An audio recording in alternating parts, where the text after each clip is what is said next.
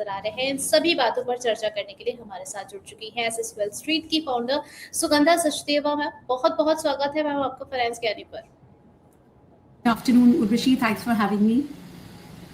यहाँ पर हम मैम के साथ आगे की चर्चा कंटिन्यू करें उससे पहले यहाँ पर आप सभी लोगों के लिए पोल पर जो क्वेश्चन लगा हुआ है वहाँ पर आप जाकर के अपनी वोटिंग स्टार्ट कर सकते हैं। और इस सेशन के लास्ट में हम मैम से भी समझेंगे कि उनका नजरिया आप लोग के वोटिंग रिजल्ट को लेकर के क्या है। सेफ इन्वेस्टमेंट के नजरिए से देखिए यहाँ पर सवाल लगाया गया है, 4 ऑप्शन है, गोल्ड, सिल्वर, क्रूड और नेचुरल गैस। पर जाकर के आप अपनी वोटिंग स्टार्ट कर सकते हैं। सुगंधा मैम, सबसे पहले तो ग्लोबल सिनेरियोज को लेकर के हम आपसे समझना चाहेंगे, क्योंकि सबसे ज्यादा बस जो है वो कमोडिटीज पर ही हमें देखने को मिल रहा है। क्रूड जिस तरीके से बिहेव करता हुआ नजर आया मैम बीच में सीज फायर की खबर को लेकर के, कल का दिन भी काफी ज्यादा इंपॉर्टेंट है, आपका टेक क्या बन रहा है? लास्ट वीक देखी तो हमने फ्राइडे के सेशन में एक मेजर सेल ऑफ आते हुए देखा क्रूड के प्राइसेस में, जहां ये होप्स हो गई कि अब ये सीज फायर लास्ट करेगा और इसके साथ साथ ईरान ने स्ट्रेट ऑफ हॉर्मुज़ को रीओपन करने की बात की। So that was a major reason जहां हमने 7500 और लेवल्स तक का फॉल आते हुए देखा क्रूड के प्राइसेस में। सो यहाँ पर वीकेंड पर दोबारा से चीज़ें चेंज होती हुई नजर आई। ईरान ने दोबारा से स्ट्रेट ऑफ हॉर्मुज़ को ब्लॉक कर दिया और उन्होंने ये भी मेंटेन किया कि अभी जो हमारी एग्रीमेंट, एक डील का फ्रेमवर्क जो डिसाइड हो रहा है, उसमें हमने एक बार भी ये मेंटेन नहीं किया कि हम एनरिच्ड यूरेनियम को हैंड ओवर कर देंगे। इससे पहले खबरें निकल के आ रही थी कि एक जो फ्रेमवर्क है जिससे ये फर्दर डील हो जाएगी और इस्लामाबाद में further second round of negotiation होंगी। तो ट्रम्प साहब ने ट्रूथ सोशल पर काफ़ी सारे कमेंट्स किए कि डील इज़ वेरी क्लोज, हम बहुत जल्दी एक एग्रीमेंट साइन कर लेंगे, ये वॉर ऑलमोस्ट एंड होने वाली है। और ईरान ने एग्री कर लिया है कि वो स्ट्रेट ऑफ हॉर्मुज़ को ओपन कर देंगे, अपना एनरिच्ड यूरेनियम हैंड ओवर कर देंगे। बट वहीं जब ये कॉन्ट्रेक्टरी न्यूज़ निकल के आई, उसके बाद ईरान ने दोबारा से स्ट्रेट ऑफ हॉर्मुज़ को ब्लॉक कर दिया और उसके बाद कल के सेशन में हमने दोबारा से क्रूड के प्राइसेस में कुछ हद तक जंप आते हुए देखा। सो बहुत सारी अनसर्टेनिटी अभी भी बनी हुई है। इस हफ्ते जो एक सीज फायर ऑलरेडी एग्री हुआ था, ये एंड होने वाली है। कल टाइम अभी भी क्लियर नहीं है, बट कल 22 अप्रैल को ये जो 15 दिनों की सीज फायर थी बिटवीन यूएस एंड ईरान, ये एंड हो जाएगी। और इसी हफ्ते एक delegation from the side of US और वही ईरान की साइड से भी कुछ डेलीगेट्स इस्लामाबाद में दोबारा से ट्रैवल करने वाले हैं और सेकेंड राउंड ऑफ नेगोशिएशंस होंगे। पर ट्रम्प साहब ने क्लियरली कहा है कि वो ये सीज फायर को अभी एक्सटेंड नहीं करेंगे। अगर ईरान डील को साइन नहीं करता तो स्ट्रेट ऑफ हॉर्मुज़ को ब्लॉक ही रखेंगे। अभी जिस तरीके से ईरान ने पहले स्ट्रेट ऑफ हॉर्मुज़ को ब्लॉक कर रखा था, यूएस ने उसके ऊपर एक और ब्लॉकेट कर दिया है। वहाँ से ईरान की भी शिप्स एंट्री और एग्जिट नहीं कर पा रहे हैं। तो यहाँ पर टेंशन कुछ हद तक अभी भी बढ़ी हुई है, बट स्टिल मार्केट में होप्स है कि जिस तरीके से ट्रम्प साहब ने ऑलरेडी वार्निंग दी है ईरान को कि अगर आप स्ट्रेट ऑफ हॉर्मुज़ को ब्लॉक रखेंगे, अगर आप डील नहीं साइन करेंगे, तो दोबारा से यूएस ईरान के ऊपर अटैक कर सकता है। सो ये प्रेशर यूएस ने बना के रखा हुआ है और यही मार्केट में कुछ हद तक एक होप्स आ गई हैं कि दोबारा से जो सेकेंड राउंड ऑफ नेगोशिएशंस है वहाँ पर कुछ डील हो जाएगी, स्ट्रेट ऑफ हॉर्मुज़ रीओपन हो जाएगा। और उसी के चलते आज के सेशन में हमने क्रूड के प्राइसेस पे दबाव बनते हुए देखा और वहीं मार्केट में कुछ हद तक हमने रिस्क ऑन सेंटिमेंट्स भी वापस आते हुए देखे हैं। इसके साथ साथ डॉलर इंडेक्स में भी देखें तो हमने सिग्निफिकेंट दबाव आते हुए देखा है, जहां डॉलर इंडेक्स 100.50 मार्क को टेस्ट करने के बाद अभी 98.24 मार्क पे ट्रेड कर रहा है, ऑलमोस्ट अ 6 वीक लो। ये गोल्ड एंड सिल्वर के प्राइसेस को कुछ हद तक सपोर्ट कर रहा है और ओवरऑल मार्केट में हम कुछ हद तक रिस्क ऑन सेंटिमेंट्स आते हुए देख रहे हैं। बट वहीं इस हफ्ते की टॉक्स पर और ये जो सीज फायर की टर्म खत्म होने वाली है, इस पर मार्केट की काफ़ी हद तक नज़र बनी रहेगी। इसके साथ साथ अगर हम मैक्रो एनवायरनमेंट की बात करते हैं तो आज यूएस फेड के जो नए चेयरमैन होने वाले हैं, नॉमिनी केविन वॉश, जिनको प्रेसिडेंट ट्रम्प ने अपॉइंट करने की बात की थी, आज उनकी टेस्टिमनी है इन फ्रंट ऑफ सेनेट। सो वो वहाँ पर फेड की इंडिपेंडेंस को लेके बात करने वाले हैं। उनकी जो भी प्रिपेयर्ड रिमार्क्स हैं उन्होंने ऑलरेडी वो रिलीज कर दिए हैं। उसमें उन्होंने क्लियरली मेंटेन किया है कि इन्फ्लेशन उनके लिए काफ़ी एक इंपॉर्टेंट फोकस रहेगा। इसके साथ साथ फेड को अपनी इंडिपेंडेंस मेंटेन रखनी चाहिए।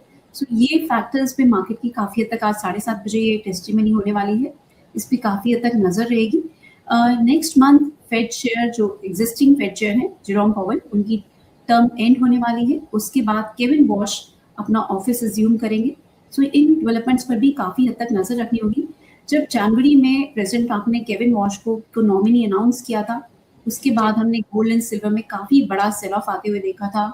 From a high of around 4,20,000 हमने सिल्वर की प्राइसेस को काफ़ी सिग्निफिकेंटली फॉल करते हुए देखा था, जहाँ प्राइसेस ने 2,25,000 और लेवल्स को भी टेस्ट किया था। सो ये एक बहुत इंपॉर्टेंट डेवलपमेंट रहेगी जिस पे मार्केट की आज नज़र बनी रहेगी, because Kevin wash it is anticipated कि वो एक फेड हॉक हैं, वो काफ़ी ज़्यादा डविश स्टैंस नहीं मेंटेन करते हैं, इवन दो ट्रम्प साहब ने ऑलरेडी एग्जिस्टिंग फेड चेयर पे काफ़ी ज़्यादा प्रेशर बनाया हुआ था लास्ट ईयर से to cut rates, but Kevin Warsh is considered कि वो बहुत ज़्यादा रेट कट्स को में बिलीव नहीं करते हैं, वो इन्फ्लेशन पे काफ़ी हद तक फोकस करते हैं। और जिस तरीके से एनर्जी के प्राइसेस बढ़ते हुए नजर आ रहे हैं, इन्फ्लेशन को लेके अभी भी कंसर्न्स बने हुए हैं। इवन दो अगर हम देखें तो इन्फ्लेशन इवन दो अभी कुछ हद तक कंटेन नजर आ रही है यूएस इकोनॉमी में, बट इसका इम्पैक्ट हम नेक्स्ट मंथ में काफ़ी हद तक आते हुए देख सकते हैं, बिकॉज मार्च में ही अगर हम देखें तो क्रूड के प्राइसेस में हमने 56% तक का जंप आते हुए देखा। सो इससे इन्फ्लेशन में काफ़ी हद तक इम्पैक्ट पड़ सकता है। और जिस तरीके से इवन दो क्रूड के प्राइसेस में फॉल देखने को मिला, बट अभी भी प्राइसेस एलिवेटेड लेवल्स पर ही हैं, बिकॉज सप्लाई डिस्ट्रप्शंस अभी भी बनी हुई हैं पूरी तरीके से। वेस्ट एशिया रीजन से सप्लाईज अभी भी रिज्यूम नहीं है, 12 से 13 मिलियन बैरल्स पर डे का अभी भी प्रोडक्शन लॉस हो रहा है। सो ये फैक्टर क्रूड के प्राइसेस को ओवरऑल अभी भी सपोर्ट प्रोवाइड कर रहा है। सो इन फैक्टर्स पर काफ़ी हद तक मार्केट की नज़र बनी रहेगी और इसी के चलते हम मार्केट में वॉलेटिलिटी आते हुए देखेंगे। चलिए, तो कई सारे फैक्टर्स हैं जिसकी वजह से आपको जो है मार्केट में हाल फिलहाल काफ़ी ज़्यादा कॉशियस रहने की ज़रूरत है। मैम ये भी समझना चाहेंगे कि अभी कल का जो डिस्कशन है वो ऑलरेडी काफ़ी ज़्यादा इंपॉर्टेंट है, क्योंकि लंबे समय से उसको लेकर के जो है वो मार्केट में बज़ क्रिएट था। इम्पैक्ट हम किस तरीके से देखेंगे प्रेशियस मेटल्स पर, क्योंकि हम अगर बात करें गोल्ड और सिल्वर की तो अपसाइड मोमेंट बना है, लेकिन बहुत ज़्यादा तेज़ी हमें देखने को नहीं मिली है। क्या रेंज पे रहने वाला है दोनों ही? उर्वशी भी अगर बात करें तो प्राइसेस के लिए एक मेजर रेजिस्टेंस है गोल्ड के प्राइसेस की, स्पेशली फर्स्ट बात कर लेते हैं। 1,56,000 नियर टर्म में एक मेजर रेजिस्टेंस बना हुआ है गोल्ड के प्राइसेस के लिए। वहीं अगर हम इंटरनेशनल मार्केट में भी देखते हैं तो 4860 पर आउंस, ये एक बहुत इंपॉर्टेंट रेजिस्टेंस है। बायस अभी पॉजिटिव है, डाउन साइड में देखें तो 1,51,000 से 1,52,000 ये पूरी एक सपोर्ट जोन बनी हुई है। वहीं अगर मैं इंटरनेशनल मार्केट में बात करूं तो 4680, जहां पहले 4600 पर एक सपोर्ट था, बट अब अगर हम अपडेटेड सपोर्ट की बात करते हैं तो 4680 is acting as a very strong support. So हमारा ऐसा मानना है बायस स्लाइटली पॉजिटिव है, बट प्राइसेस एक रेंज में ट्रेड करेंगे। अगर 4868 का लेवल ब्रेक हो जाता है तो 5000 पर आउंस तक की भी पॉसिबिलिटी नजर आती है प्राइसेस में। हैविंग सेड, सब कुछ इन डेवलपमेंट्स पर निर्भर करता है। अगर ये टॉक्स सक्सेसफुल रहती हैं, ये वॉर अगर एंड होती हुई नजर आती है, एक डील हो जाती है, तो मार्केट में काफ़ी हद तक रिस्क ऑन सेंटिमेंट्स हम आते हुए देखेंगे, क्रूड पे फर्दर हम दबाव आते हुए देखेंगे, और ये गोल्ड एंड सिल्वर की प्राइसेस को काफ़ी हद तक सपोर्ट करता हुआ नजर आएगा। ऑन द कॉन्ट्रेरी, अगर प्राइसेस 4868 पर आउंस के ऊपर सस्टेन नहीं कर पाते तो प्राइसेस में एक फॉल की भी पॉसिबिलिटी नजर आती है, और उस केस में हम प्राइसेस में डाउन साइड प्रेशर भी बनते हुए देख सकते हैं। बट डाउन साइड में 4680 4600 ये दोनों एक इंपॉर्टेंट सपोर्ट की तरह वर्क करेंगे। अभी प्राइसेस में कोई मेजर अपसाइड की भी पॉसिबिलिटी नजर नहीं आ रही है और मेजर डाउनसाइड भी नहीं नजर आ रही है। प्राइसेस एक रेंज में ट्रेड करेंगे, बट इसी रेंज में अप्रोप्रिएट यही रहेगा कि आपको जहां प्रॉफिट्स मिलते हैं आप बुक करके चलें। बेटर रहेगा आप स्विंग ट्रेड्स को प्रेफर करें। अभी कोई बहुत ज़्यादा लॉन्ग टर्म पोजिशंस लेने का टाइम नहीं है। ओवरऑल अगर मार्केट के स्ट्रक्चर की बात करते हैं तो गोल्ड एंड सिल्वर में ये कंसोलिडेशन का फेज है जो भी नियर टर्म में कंटिन्यू होता हुआ नजर आ रहा है। इवन दो सिल्वर की बात करें तो आने वाले दिनों में जरूर एक वॉलेटिलिटी देखने को मिलेगी, बिकॉज मे कॉन्ट्रैक्ट की एक्सपायरी आने वाली है। उस टाइम पे हम एक बड़ा मूव भी आते हुए देख सकते हैं, बट उसके बारे में प्रॉब्लली उर्वशी हम नेक्स्ट वीक बात करेंगे, when we connect next week. But अभी के लिए देखें तो एक रेंज बाउंड एनवायरनमेंट है, बट इसी रेंज में आपको काफ़ी ज़्यादा स्विंग्स भी देखने को मिलेंगे depending on the geopolitical developments. जिस तरीके की हेडलाइंस निकल के आएंगी उस तरीके से मार्केट्स आपको स्विंग करती हुई नजर आएंगी, और स्पेशली इस टाइम पे क्रूड के प्राइसेस पे नजर रखना बहुत ज़रूरी है। वहीं अगर हम सिल्वर की बात करते हैं तो प्राइसेस में 2,48,000 ये एक बहुत इंपॉर्टेंट सपोर्ट बना हुआ है। हाई साइड में 2,63,000 ये एक इंपॉर्टेंट रेजिस्टेंस है। वहीं अगर हम इंटरनेशनल मार्केट में बात करते हैं तो प्राइसेस के लिए $78 एक बहुत इंपॉर्टेंट सपोर्ट है। We are trading very close to that level, ये एक इंपॉर्टेंट सपोर्ट रहेगा। और हाई साइड में आप देखेंगे तो $83 पर आउंस ये एक रेजिस्टेंस रहेगा। प्राइसेस ने फ्राइडे के सेशन में भी $48.68 पर आउंस को टेस्ट किया, और वहीं से प्राइसेस में हमने प्रेशर बनते हुए देखा। वहीं सिल्वर ने भी $83 पर आउंस को टेस्ट किया फ्राइडे के सेशन में, और वहीं से हमने रेजिस्टेंस आते हुए देखा। उर्वशी, लास्ट टाइम भी हमने इन लेवल्स की बात की थी और प्राइसेस ने एग्जैक्टली उन्हीं लेवल से सेलिंग प्रेशर को फेस किया है। अब अगर ये प्राइसेस इन लेवल्स को ब्रेक कर पाते हैं तभी हम फर्दर तेजी आते हुए देखेंगे, अदरवाइज प्राइसेस रेंज बाउंड ही नजर आते हैं। प्राइसेस जो हैं रेंज में देखने को मिल सकते हैं। मैम आपने कॉमिक्स पे जिन लेवल्स की बात करी, आपने कहा कि अगर इन लेवल्स पे नज़र नहीं आता है, सस्टेन नहीं कर पाता है, तो हमें डाउन साइड में फर्दर देखने को मिल सकती है गोल्ड में। मैम थोड़ा सा एमसीएक्स में भी हम समझना चाहेंगे कि आप नीचे के लेवल पर कहाँ सपोर्ट दिख रहे हैं गोल्ड का? So Urvashi, as I maintain 1,51,000 to 1,52,000 ये एक बहुत इंपॉर्टेंट सपोर्ट जोन है। जब तक ये होल्ड कर रही है, बहुत ज़्यादा फॉल भी नहीं, इनफैक्ट पहले ये सपोर्ट था 1,51,000 का। अब अगर देखें तो सपोर्ट हम थोड़ा सा हायर होते हुए देख रहे हैं। अब अगर हम एग्जैक्ट सपोर्ट की बात करते हैं तो 1,52,200 is acting is a very good support area. जब तक ये होल्ड कर रहा है, बायस माइल्डली पॉजिटिव है। अगर आप चाहें तो यहाँ पर करंट लेवल्स पर गोल्ड में बाइंग भी कर सकते हैं। करंट लेवल्स है 1,53,596, 1,53,500 के आसपास ट्रेडिंग पर्सपेक्टिव से बाइंग की जा सकती है। स्टॉप्स रहेंगे 1,52,000 के और हाई साइड में टारगेट कर सकते हैं फर्स्ट 1,55,500 एंड देन 1,56,000 और levels as well. Having said, advice रहेगी कि 1,56,000 के आसपास अपनी पोजीशन को बुक करें। अगर प्राइसेस उसके ऊपर एक क्लोजिंग दे पाते हैं तभी फर्दर एंट्री की एडवाइस रहेगी, otherwise it would be better to book your profits at those levels. Okay ma'am, यहाँ पर हमने दोबारा से लोगों को जो है ETF की तरफ ज़्यादा अट्रैक्ट होते हुए देखा है। सलाह रहेगी कुछ अभी ETF के जरिए क्या निवेश किया जा सकता है? श्योर उर्वशी, देखिए तो लॉन्गर टर्म में आउटलुक गोल्ड का अभी भी पॉजिटिव है, बट एज आई मेंटेन ये कंसोलिडेशन का फेज है, एक रेस्टिंग फेज है। यहाँ पर आपको बहुत गेन्स भी देखने को नहीं मिलेंगे और बहुत डाउनसाइड की भी पॉसिबिलिटी नहीं है। अगर आप ETF देख रहे हैं तो मैं निपॉन इंडिया गोल्ड ETF की बात करूंगी, गोल्ड बीज। ये करंटली अभी 125 के लेवल्स पर ट्रेड करते हुए नजर आ रहे हैं। करंट लेवल्स पर बाइंग की जा सकती है, स्मॉल स्टॉप लॉसेस के साथ इसमें एंट्री की जा सकती है। आपको यहाँ पे स्टॉप लॉसेस रहेंगे 122 और हाई साइड में आप टारगेट कर सकते हैं 130 तक के लेवल्स, बट अभी 130 से ऊपर की प्राइस मूवमेंट नजर नहीं आ रही है। तो बेटर रहेगा अगर आप करंट लेवल्स पर एंट्री करते हैं विद स्टॉप लॉस ऑफ 122, 129 से 130 के लेवल्स पर एक बार प्रॉफिट को बुक करने की एडवाइस रहेगी। सो माइल्ड गेन्स के लिए यहाँ पर गोल्ड ETF में बाइंग की जा सकती है, बट अगर आप लॉन्गर टर्म का सिनारियो रखते हैं तो प्रेफर करें कि आप स्टैगर्ड वे में बाइंग करें, सारी बाइंग अभी यहाँ ना करें, बिकॉज उर्वशी जैसे हमने लास्ट टाइम भी बात की थी, एक बड़ा सेल ऑफ अभी भी आ सकता है प्राइसेस में। हमने लोअर लेवल से ऑलरेडी काफ़ी अच्छा जंप आते हुए देखा है पिछले 3 हफ्ते में, बट अगर ये वॉर दोबारा से एक्सटेंड होती हुई नजर आती है, अगर डील नहीं हो पाती, उसका रिस्क मार्केट में अभी भी बना हुआ है। और जिस तरीके से प्राइसेस हाई लेवल पर 130 के मार्क पर एक मेजर रेजिस्टेंस शो कर रहे हैं, और अगर मैं N6 की बात करूं तो 1,57,600 अभी भी एक बहुत मेजर रेजिस्टेंस रहेगा। इवन तो हमने 1,56,000 की बात की, पर मेजर रेजिस्टेंस अभी भी 1,57,600 है ऑन अ क्लोजिंग बेसिस। इस लेवल की बात हमने पिछले सारे ही इंटरव्यूज में की है। जब तक ये ब्रेक नहीं होता, ट्रेंड गोल्ड में अभी भी बहुत पॉजिटिव नहीं है। ये एक कंसोलिडेशन के फेज में मार्केट में हमने एक रिकवरी आते हुए देखी है, और ये रिकवरी बहुत ज़्यादा लास्टिंग नज़र नहीं आती है, बिकॉज जियोपॉलिटिकल हेडलाइंस अभी भी डोमिनेट करती हुई नजर आएंगी। ये फैक्टर और साथ में अब जो जिस तरीके से एक नया फैक्टर इमर्ज होता हुआ नजर आ रहा है, केविन वॉश क्या कहते हैं, उनकी क्या स्टेटमेंट रहेगी, इस पर भी नज़र बना के रखनी होगी। ये फैक्टर्स इंपॉर्टेंट रहेंगे।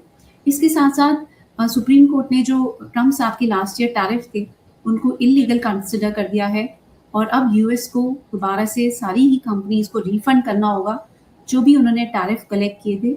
इससे देखें तो यूएस में जो फिस्कल डेफिसिट के कंसर्न्स थे वो दोबारा से बढ़ते हुए नजर आएंगे। यूएस के डेट लेवल पर भी हम काफ़ी ज़्यादा इम्पैक्ट आते हुए देखेंगे। इसका इकोनॉमी पे एक मिला जुला इम्पैक्ट हम आते हुए देखेंगे, इवन दो इससे मेटल्स की डिमांड कुछ हद तक बढ़ती हुई नजर आएगी, बट ओवरऑल इससे यूएस इकोनॉमी पे हम मिक्स्ड इम्पैक्ट आते हुए देख सकते हैं। सो बहुत सारे फैक्टर्स हैं जिस पर भी नज़र बना के रखी होगी। और इसके साथ साथ हमने लास्ट टाइम भी बात की थी कि सल्फ्यूरिक एसिड के एक्सपोर्ट्स को China next month onward ban कर सकता है। ये फैक्टर सिल्वर के लिए स्लाइटली पॉजिटिव है, बट इससे गोल्ड पे हम कोई मेजर इम्पैक्ट आते हुए नहीं देखेंगे। सो बहुत सारे मिक्स्ड फैक्टर्स हैं। बायस स्लाइटली अभी पॉजिटिव है, बट ज़्यादा बुलिश अभी इन्वायरमेंट नज़र नहीं आता। तो इस कंसोलिडेशन के फेज में स्विंग्स में ट्रेड करना प्रेफरेबल रहेगा। ETF में अगर हम बाइंग करना चाहते हैं लॉन्गर टर्म पर्सपेक्टिव से तो अलग अलग लेवल्स पर बाइंग करें।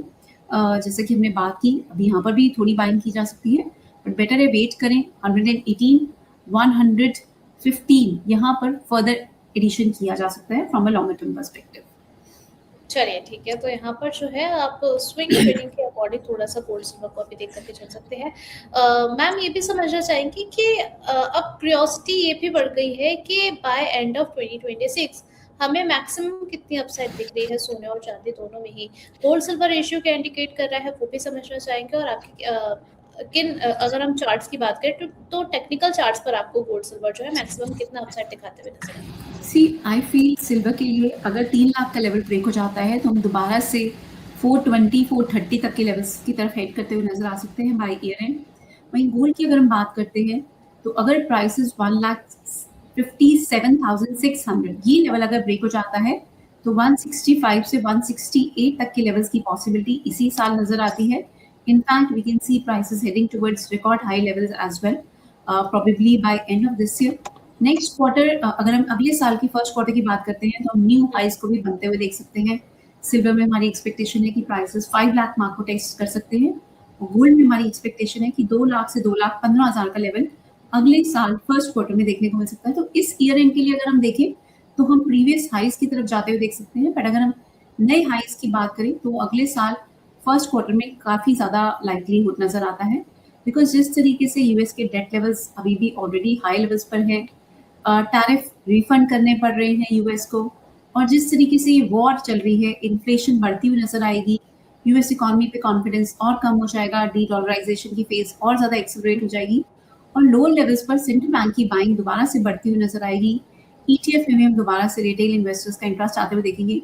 अक्षय तृतीया पे भी देखें तो इंडियन बायर्स ने बहुत हेवी बाइंग की है, सो रिटेल डिमांड भी काफ़ी ज़्यादा बढ़ती हुई नजर आई है, बिकॉज प्राइसेस जब भी स्टेबल होते हैं तो इन्वेस्टर्स का इंटरेस्ट दोबारा से गोल्ड में आता है। जब भी प्राइसेस बहुत ज़्यादा लोअर लेवल्स पर आ जाते हैं, हमने देखा है बहुत ज़्यादा इंटरेस्ट देखने को नहीं मिलता, पर जब प्राइसेस एक स्टेबिलिटी दिखाते हैं या इनफैक्ट प्राइसेस बहुत ज़्यादा राइज करते हैं तब भी इंटरेस्ट नहीं आता, या प्राइसेस में बहुत बड़ा फॉल आता है तब भी रिटेल इन्वेस्टर्स का बहुत ज़्यादा इंटरेस्ट नहीं आता। बट प्राइसेस जब एक स्टेबिलिटी दिखाते हैं तब इन्वेस्टर्स दोबारा से बाइंग इंटरेस्ट की तरफ एक रुझान दिखाते हैं। सो यहाँ पर हमने अक्षय तृतीया के टाइम पे ये रुझान आते हुए देखा। So this is also likely to support physical demand from a longer term perspective। अगर प्राइसेस इसी रेंज में ट्रेड करते रहे जहां हम प्राइसेस में देखें तो 1,45,000 से 1,56,000 की रेंज में भी प्राइसेस ट्रेड करते हुए नजर आ रहे हैं। सो ये सारे फैक्टर्स इंडिकेट कर रहे हैं लॉन्गर टर्म सिनेरियो गोल्ड के लिए अभी भी बहुत पॉजिटिव है। सो अभी प्रेफर करें स्टैगर्ड वे में बाइंग करना, एक ही लेवल पर सारी बाइंग ना करें। बार बार हम यही मेंटेन करेंगे कि प्राइसेस में एक बड़ा सेल ऑफ दोबारा से भी देखने को मिल सकता है। चलिए ठीक है, तो यहाँ पर जो है गोल्ड सिल्वर के बारे में ये पूरा डिस्कशन आप जो है वो कंसीडर करके चल सकते हैं।